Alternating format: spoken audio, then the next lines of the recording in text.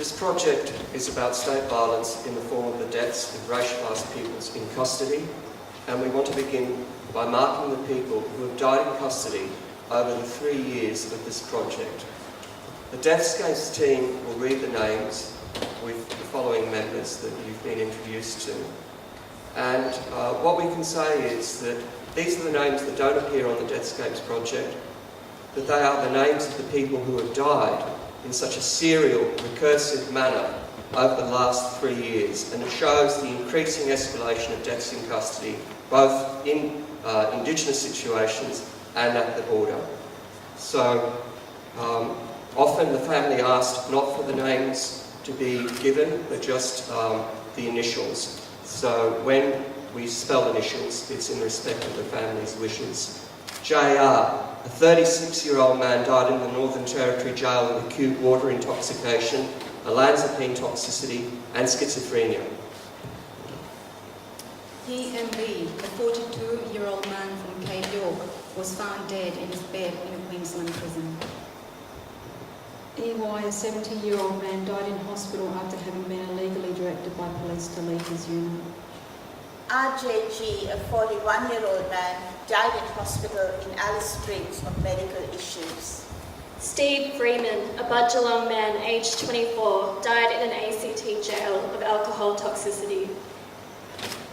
Rebecca Maher, a 36-year-old woman, died in custody in a warehouse in Kisnock of causes yet undetermined. EJM, a 69-year-old man, died in custody in Queensland's Boston Correctional Centre after spending most of his adult life in jail.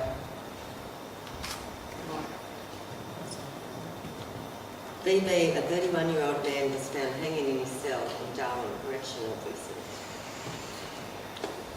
VB, a 31-year-old man, was found hanging in his cell in Darwin. GLW, a 41-year-old Old Koori man, died at Fulham Correctional Centre in Victoria from a heart condition. JBM, 44-year-old man, lost consciousness and died a short time after police decided to take him into protective custody at Christie's Beach in Darwin. Wayne Fella Morrison, 29-year-old, died in hospital 3 days after being involved in an altercation with at least 5 guards at Yatala Prison in South Australia. SB, a 44-year-old woman, died in custody while on remand at Bandiak Women's Prison as of yet undetermined causes. KJ, a 35-year-old man, died in the NT after being sentenced for 5 months jail for driving offences. And those are the Indigenous people who died in the first year of our project, 2016. We're now going to read the people who died in custody in immigration detention in 2016, the first year of our project. Muhammad Nazri, on a bridging visa, hanged himself on a construction site as a result of mental health issues from time spent in detention and uncertainty surrounding his visa status. Robert Pitherka died of a suspected heart attack in Fiddlewood Immigration Detention Centre. Oni Musumali died from serious burns injuries in a Brisbane hospital after setting himself on fire in the Marine Box settlement. Rakib Khan, following a suspected suicide attempt, suffered a series of heart failures and died on Nauru. Mohammed Hadi hung himself as a result of mental health issues from time spent in detention and uncertainty surrounding his visa status. Deepak Singh found dead in his car in Melbourne, a suspected suicide linked to stress over a rejected permanency residency visa application. Saeed Hassan Lu died in Hobart, where he was living in the community on a shared temporary visa. Camille Hussein drowned while swimming at a waterfall on Manus Island.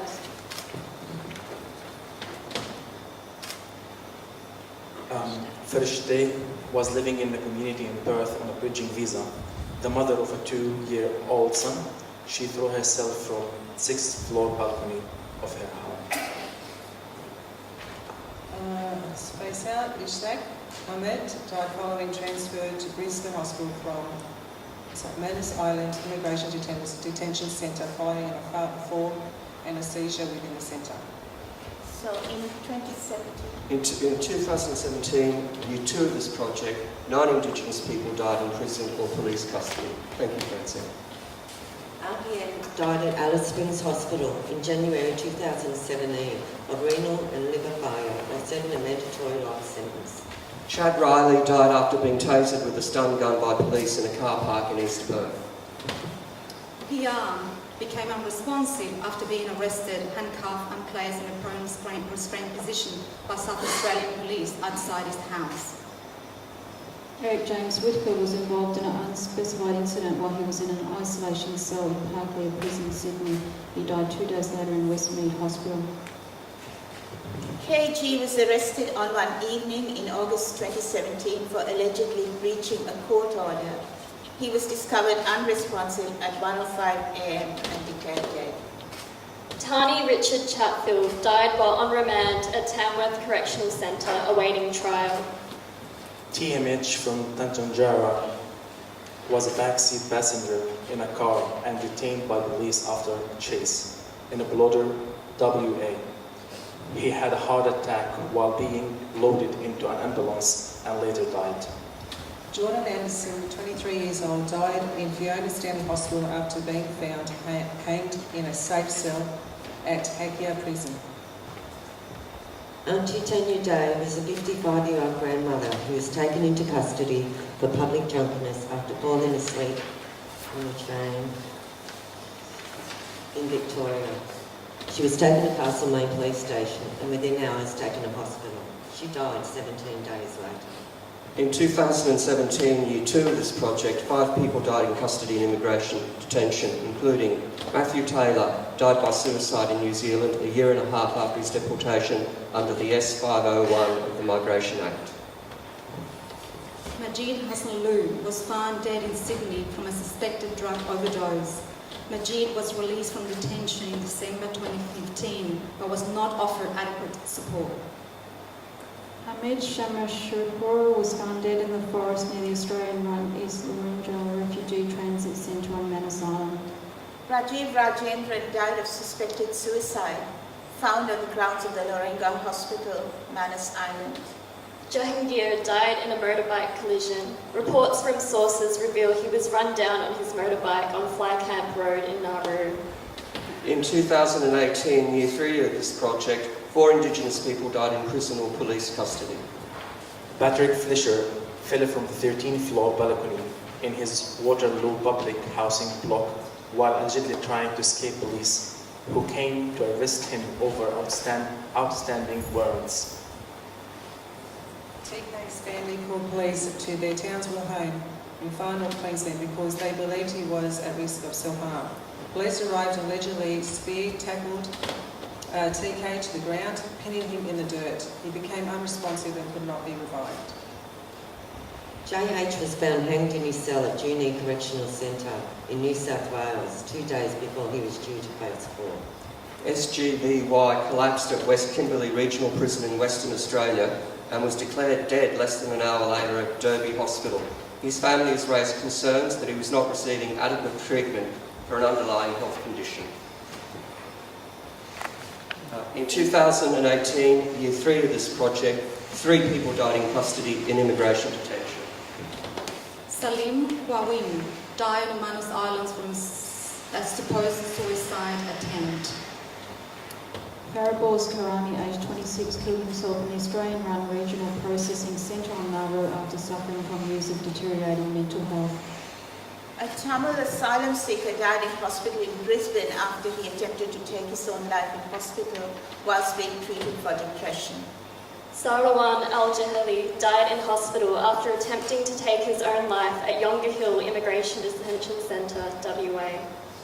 So far in 2019, as we prepare to conclude the Deathscapes project, we know of no Indigenous people who have died in prison or police custody, but we do know of one person, Musa, who died in immigration detention at the Villawood Detention Centre following a notice from Border Force that he was about to be deported. In this call of names, we have not included other forms of death by state violence, such as the deaths of those who drowned due to boat turnbacks or were dispatched due to the unknown strapped into so-called unsinkable lifeboats. We have only included those whose deaths in the community have been publicly documented. However, it's likely that others have died in despair in the community and in the unlivable conditions of urban, remote communities.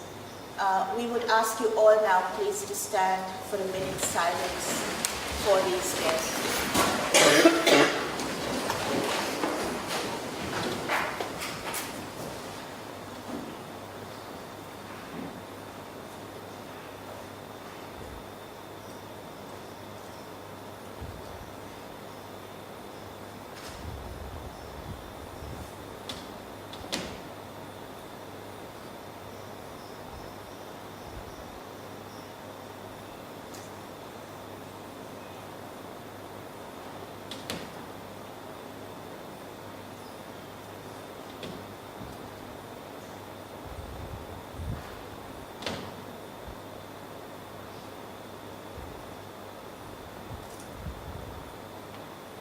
Thank you.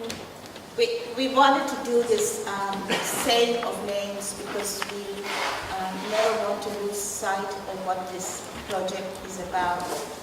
But also, we want to mark that as this is a story of sadness and injustice, we also mark on every screen of the Deathscapes project the fighting spirit of resistance and the persistence of the call to justice, which is visible in so many ways on our site.